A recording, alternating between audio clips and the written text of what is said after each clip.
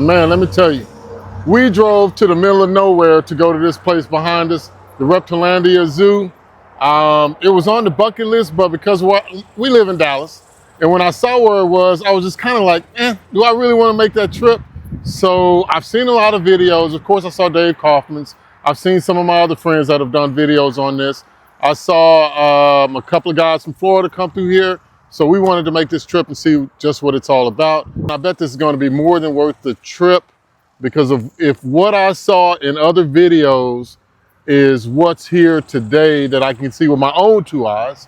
I know it's behind the Oakleys, but either way, I think that that'll be worth it. And I hope that it's something that you enjoy and everything else.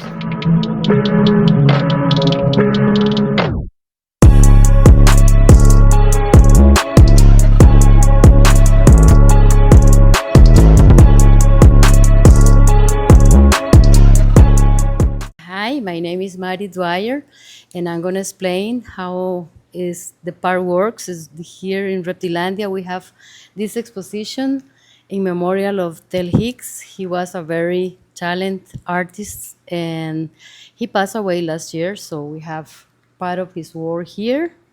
And other artists like David Everett, and my work is there, Margie's script. You did that? Yes, I did the iguana. Oh, cool. That's a rhino iguana? Yes, it's a ciclura. Awesome. This individual exists. It's a friend of us gave us the picture, Joe Wasilowski, because he has traveled to Bahamas and he took a lot of pictures. So this is a Margie a script and William Montgomery work, and Jair Valverde is an artist from Costa Rica, and we want the people will learn about the animals and the environment and the relationship between the human being and how to take care of the species. So it's important to have through the art that people understand. Sometimes you understand more with an image than with a like big explanation, but yes, this is so welcome and thank you for coming. Yeah, thank you.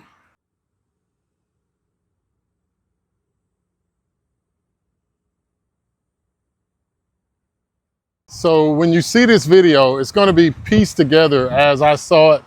Like, I would want to film the content, and then at another minute, I'm just like looking at something in awe. And then I found myself wanting to film more content. So I do apologize about the structure of the video and how it's pieced together. So I figured it out.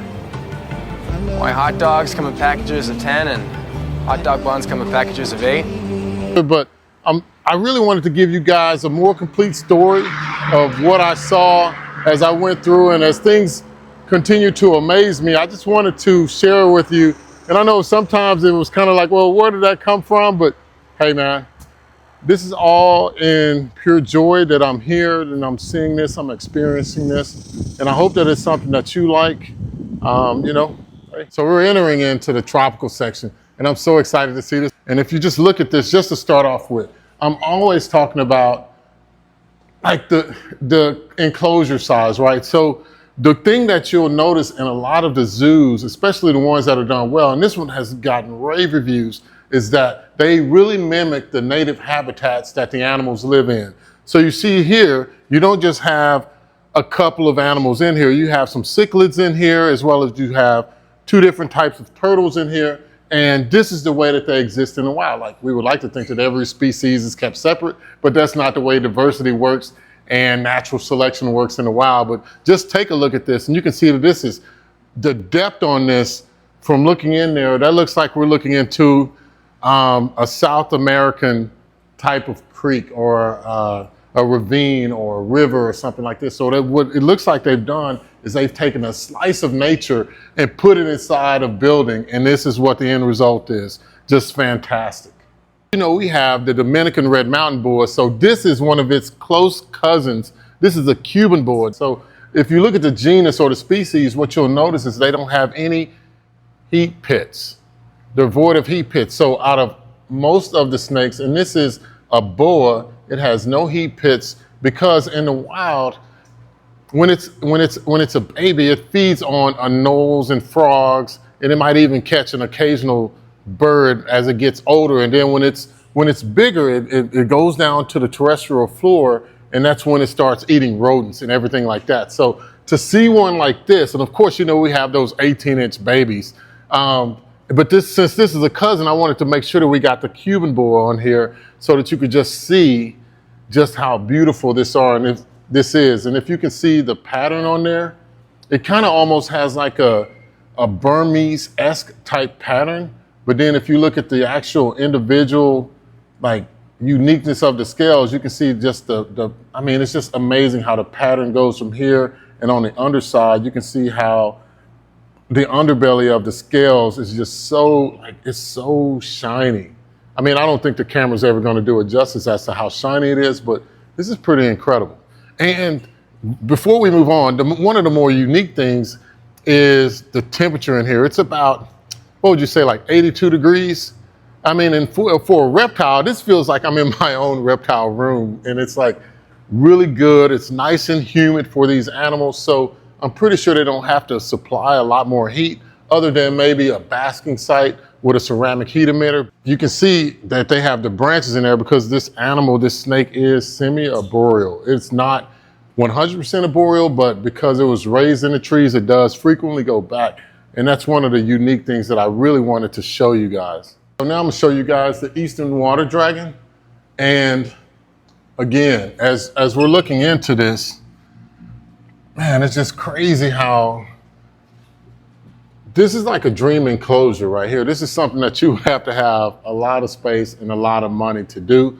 But you can see that it's done really well to where they have a definite water portion for this animal that is aquatic in some ways, semi-aquatic. And it has additional places where it can bask. And just look at the size of them. They look really happy and healthy. The good thing about these type of enclosures is the animal's allowed to move around so much that they don't even have any nose rubs or anything like that. The water is crystal clear. You can see the cypress buttresses of the plants are extending into the water. It's just really, really cool. This is more than enough room, I would think, for a couple of breeding colonies of these guys, and it's just really incredible. What we're looking at right here is the famous yellow-spotted river turtle, and you can see how the water's kind of murky, and that kind of mimics the environments that the animals live in, just because nothing in the wild is crystal clear, but it gets filtered quite frequently, and it looks like they're kind of seeking out attention here. And then you got the caiman lizard up there on the top branch.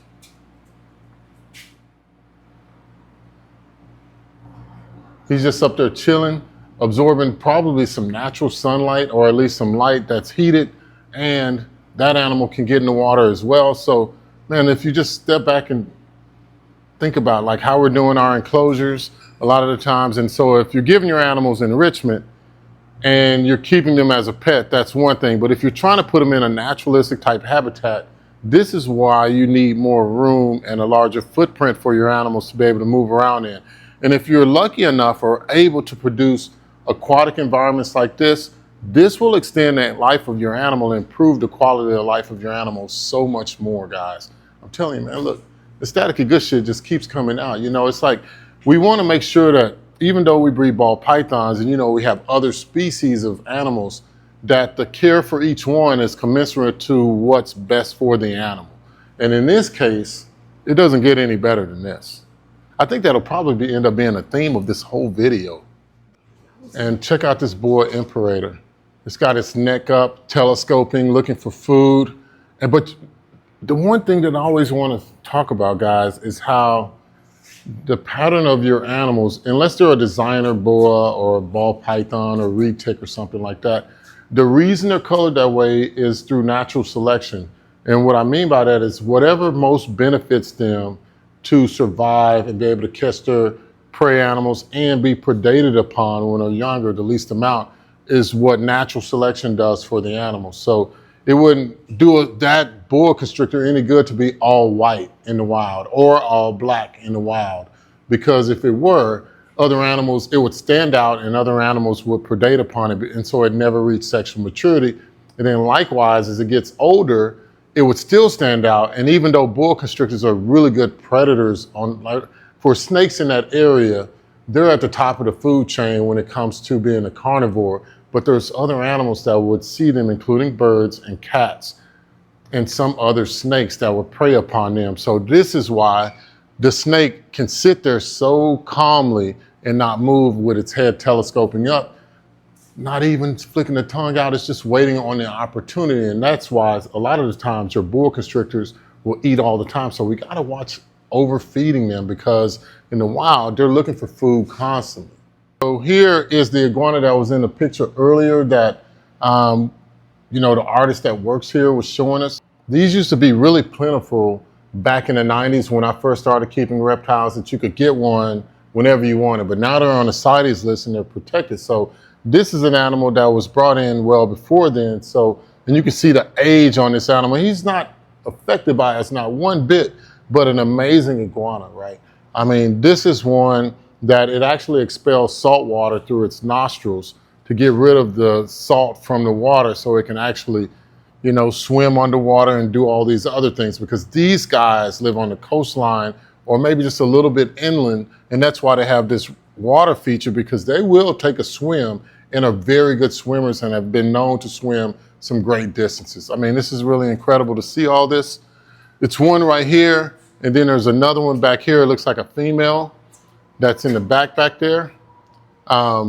Just, man, this is just really cool. It's like, I'm gonna rest right here on the ledge while I'm looking at them. And there's even a beetle in there. I mean, it's all kind of stuff in here. And you see in the top back there, they have additional heat, so the animals never have to be cool, because they are from a, you know, equatorial environment. But man, this is really nice to see these animals in this type of habitat, to where it's so naturalistic, to where they're not even freaked out by our presence.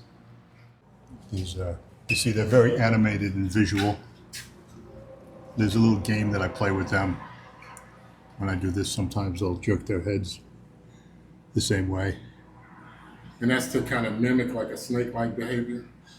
I guess so. I mean, I see them doing it sometimes, and sometimes I'll do it. Sometimes they'll imitate me, and sometimes I'll imitate them. They're not doing it now. So these are West African tree snakes?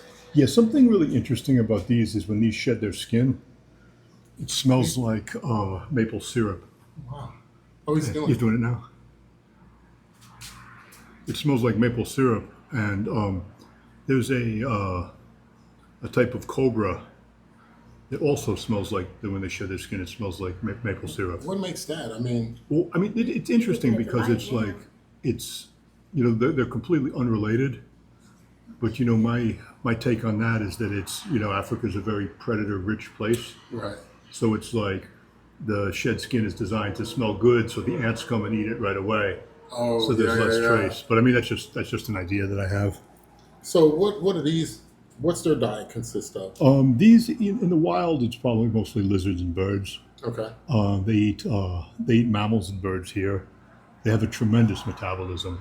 Well, yeah, eating birds. Yeah. You have to, just to get the feathers out. Right. Yeah. And we feed them. We feed these every couple of days. Okay. And we've got a bunch of eggs from these as well. Oh, that's so amazing. Are they venomous? Well, then they're mildly venomous. They're rear-fanged. Okay. And they're related to boomslangs. Okay. So Extremely fast. yeah, but I Yeah. mean, they're not. They're being how they're related to boomslangs. It's not something that I would let bite me. Right. Right. You know, so it's. So how come it's keeping its mouth open? Or is that just normal? This one? It's kind of got it in a jar. It's kind of. I think it's just the way she's leaning. So it's like kind of giving her that type of thing. This is amazing. It's so the interesting thing is that they're rear fang venomous, yet you can cohab. Like normally with venomous snakes, so they're not. What is it? Ophidio, like they don't eat. Yeah. Ophiophagus. Yeah, Ophiophagus. Yeah, they don't eat other snakes, do they? No, these don't. But I mean, it's like I like to keep my stuff together year round. Okay. Because that way you don't miss the window if the female's cycling or everything. And it's like when people say that you can't keep a certain animal together because they're aggressive to each other. That really makes no sense because that just means there's something wrong with the setup and the husband. Right. Because in the wild. Yeah, how's the species going to survive when they kill each other every time they see each other? Yeah. Awesome. Oh, the big doom rooms. Yeah, we've got 4 of them in here. These like to bury down in the leaves, as you can see. So when you breed them, do you sell them to private collections or? Yeah, I mean, we haven't bred the doom rolls yet, but Okay. it should be soon. I'm talking about any of the species. That you guys do. we'll trade it or sell it. Okay. I have to be sure to get your information Sure, so sure. that we can start. Yeah, we can keep in touch. So when you were doing this, when you were coming up with this concept, what made you decide to do all of this right here? Well, okay, I lived in Costa Rica for 25 years. I had a reptile zoo down there, and the laws down there got, unmanageable. Right. So I sold it off and I moved up here. So the signs out there. Johnson City is a very practical place because it's kind of like where East meets West, like a yoga center next to a cowboy church. Right.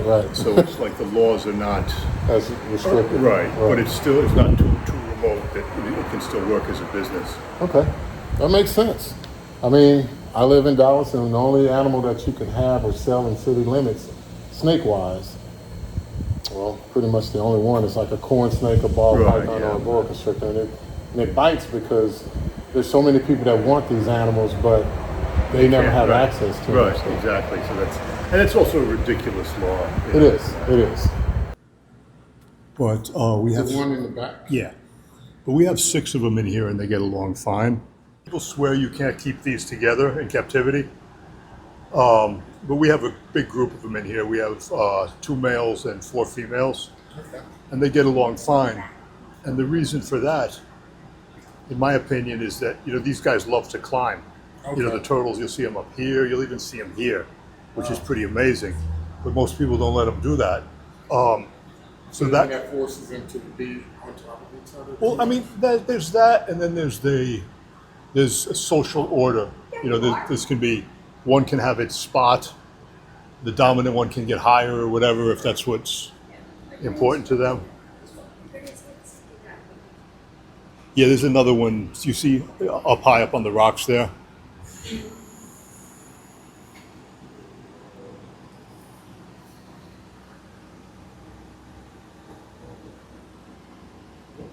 What's the name of this turtle? It's a Sulawesi forest turtle.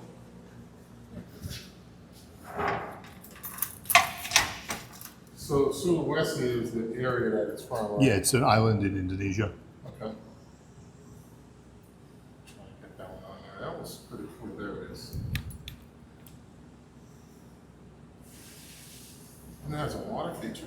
Yeah, I mean, it's the way, this is kind of like a filter of sorts, because it's like the way a wet dry filter works is if the water is passing over a surface that's wet but it's not submerged, a lot of very beneficial bacteria that keeps the water clean Okay. will survive there. So like a waterfall is a filter of sorts. And it aerates around. Yeah, it aerates it and it's moving. And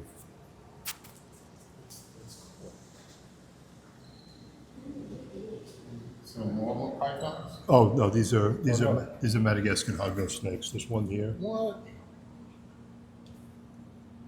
It's crazy. I've never seen that. Like, it has such a dark dorsal line, and as it moves further back, it gets almost like carpet python-like. Is that Yeah, true? they're a very unique snake. It's like halfway between a crebo and a hognose snake. Huh. These, we have eggs from those in the incubator, and that female in the back, I think she's going to be laying eggs any day. Okay.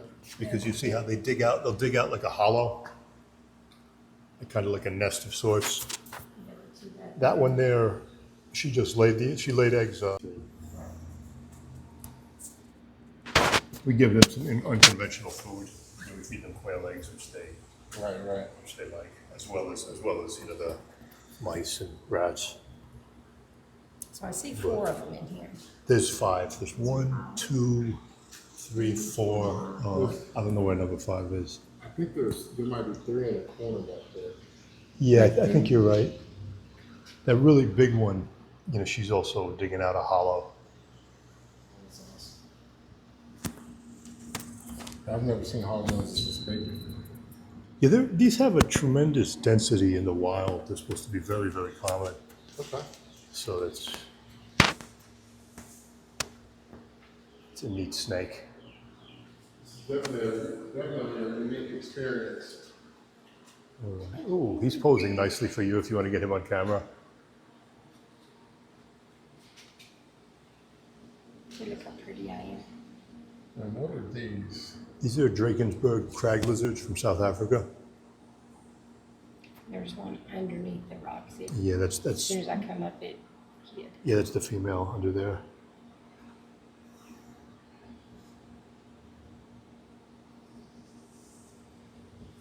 That's so cool.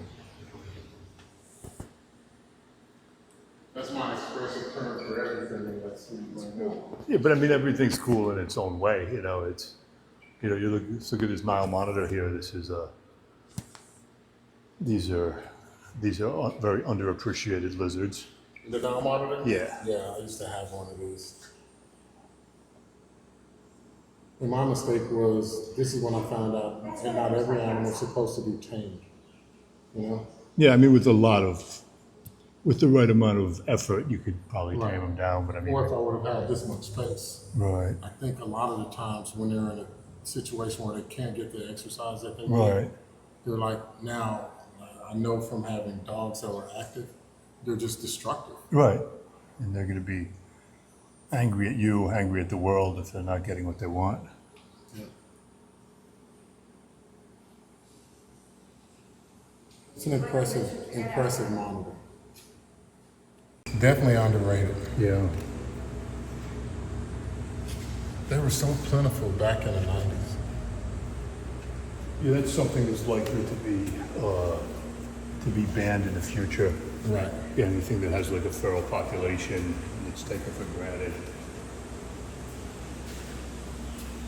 The timber rattlesnake here. Oh, that's a massive one. Yeah, it's a big girl. Can I get it? Nope, not that way. Yeah, it's she was hiding all the food. Oh yeah, I can imagine. She's massive.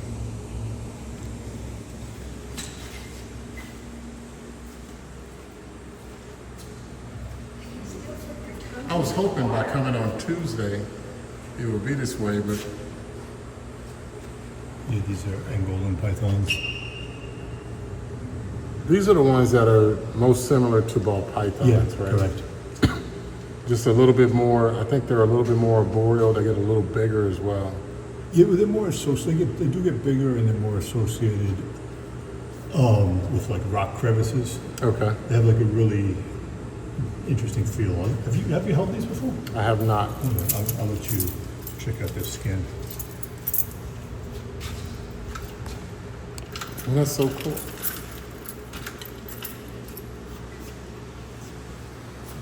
There's 4 of them in there, so Does it matter which one? let me see. The other, I just said another one will probably come out of nowhere. Let's see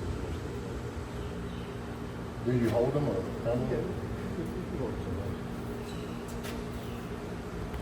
It's kind of like whenever I'm thinking about other people's snakes, people are always, that's pretty cool. Ouch! That's a feeding strike. Oh. You unwrap them, please? Yeah.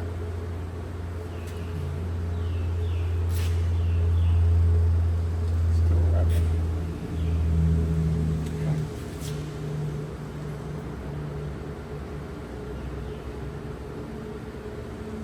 Yeah, he's in there pretty good.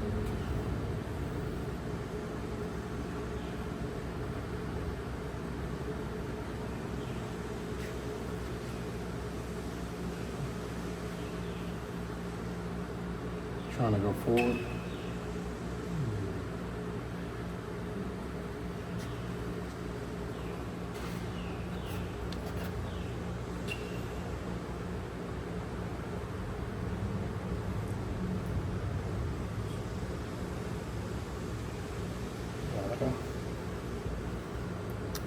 I was afraid of that. Yeah, but I mean, they're gentle snakes, but these are standard very Strong feeding response. response. Now it's going away. No, not really, It's kind of like the king rat snakes, right? but I don't know. I've never seen him strike like that. I mean, you anyway.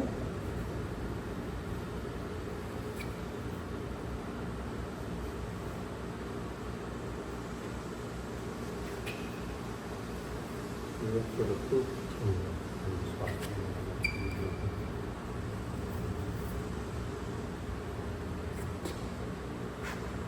Yeah.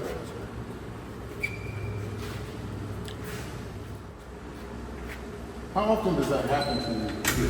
Well, when I get like A feeding response, yeah. I mean, it happens to me every time that I go to feed. yeah, certain stuff. I mean, it's like it's unusual when I'm holding it to get it Yeah. have that happen. But I mean, if I'm letting bite me, this is a mixed Florida Caribbean exhibit. This is the one that was on Kaufman's video, and he got to talk about it a lot.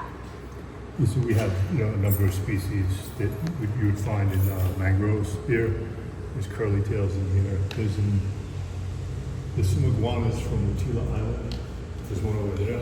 Oh, cool. So it's a spine-tailed iguana that lives in mangroves.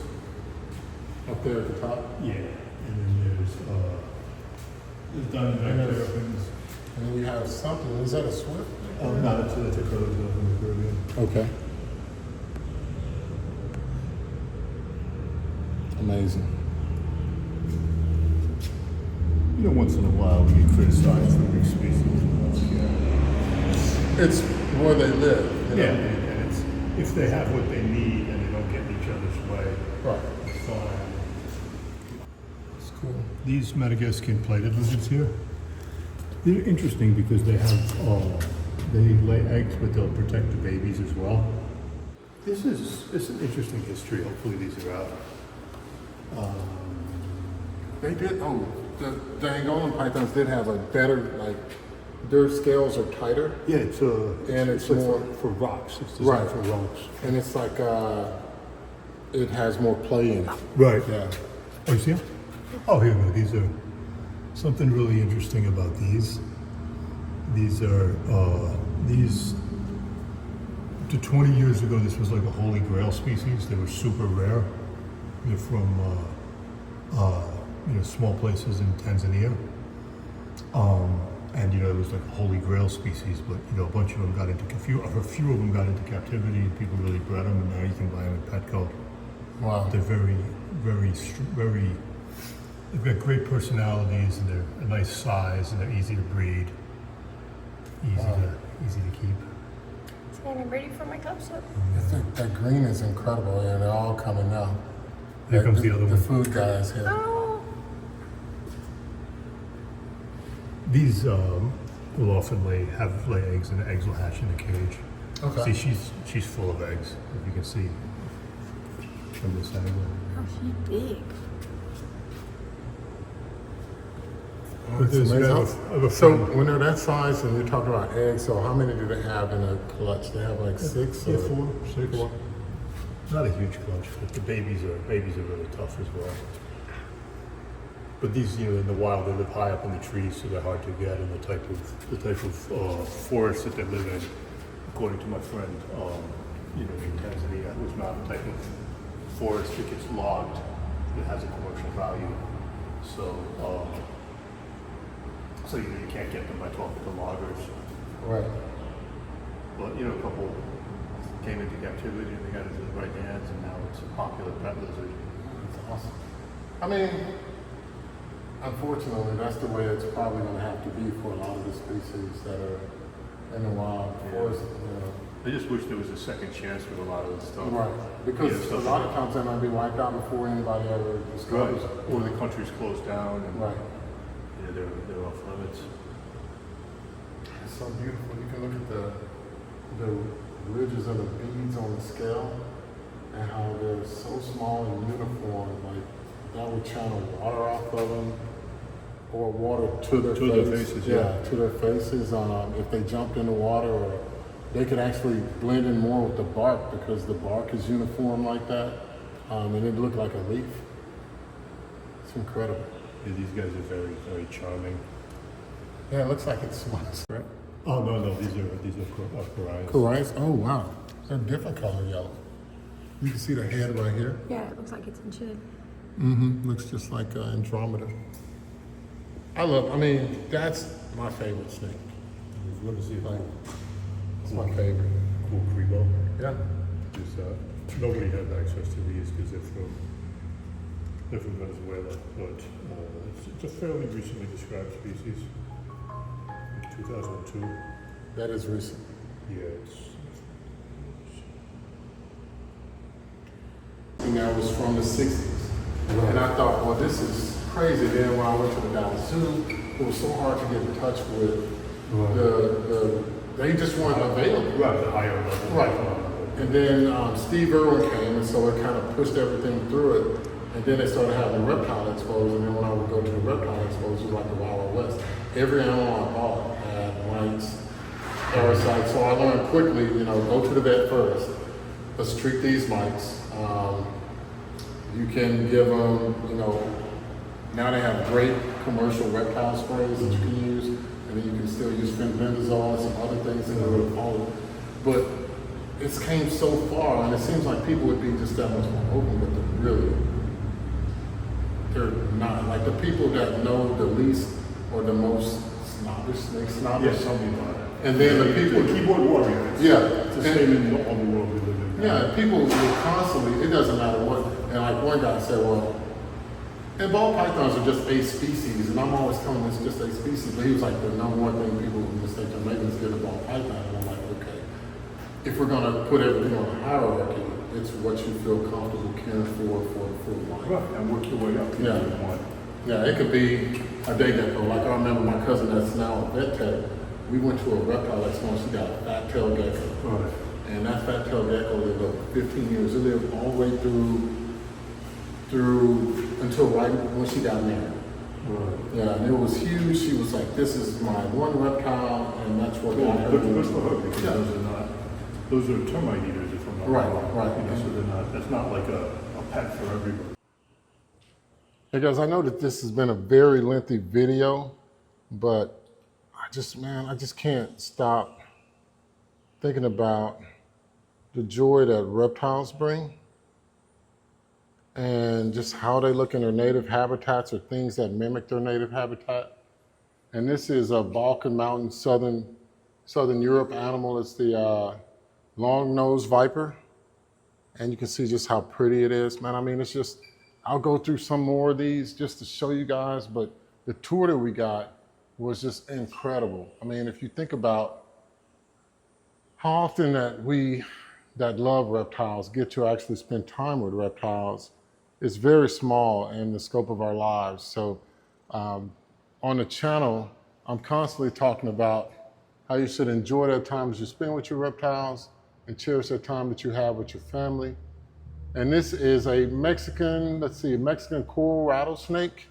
It's a pair of them in there. Actually, it's more than a pair. You see this little guy down here is a little bit upset. But if we just think about how special these animals are to our ecology, then it really puts perspective on how and why you can actually enjoy them. I mean, even like if you have reptiles like this, enjoying them at a distance. Here I'm about to show you guys a Mangsang pit viper. I've seen this animal before, and it's just incredible when you see it in real life. So just look at that, guys. I mean, if we look at just how the head, you can't even see the eyes because of the lashes and the coloration and the pattern. I mean, that is just really incredible. Just really incredible.